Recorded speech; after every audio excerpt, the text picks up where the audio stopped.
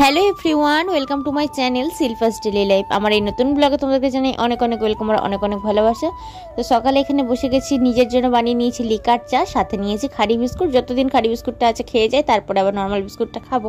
তো আজকে দেখো রান্না করেছি, এখানে ঝিঙে পোস্ত একটু কালো জিরে দিয়ে করেছি, আর পোস্তটার পরিমাণ একটু কম আছে।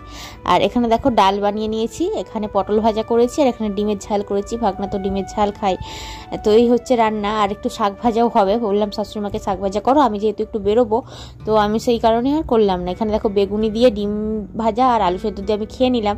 আর এখন সন্ধ্যাবেলা বাড়ি ফিরেছি, কলেজ গিয়েছিলাম আজকে একটু, তো বাড়ি ফিরে দেখো এইদিকে আমি মুড়িটা বেড়ে নিয়েছি। ভাগনাকে যদি জিজ্ঞাসা করি খিদে পাচ্ছে খাবে, বলবে না খাবো না, বাট যদি দেওয়া হয় যেচে পড়ে তখন ও খায়, তো সেই কারণে আর জিজ্ঞাসা না করে ওর জন্য আমি বেড়ে নিয়েছি।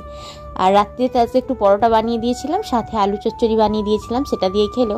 আমারও একটু ইচ্ছে হলো পরোটা খাওয়ার, তো এক পিস পরোটা নিয়ে নিয়েছি, সাথে কিন্তু মুড়িও নিয়েছি, কারণ কি মুড়ি না খেলে পেট ভরবে না। আর পরোটা একটু ওদের মতোই বানিয়েছি, এক্সট্রা একটা বানিয়েছিলাম সেটাই আমি নিয়েছি। তো চলো ছোট্ট একটু ভিডিও তোমাদের সাথে আজকে শেয়ার করলাম।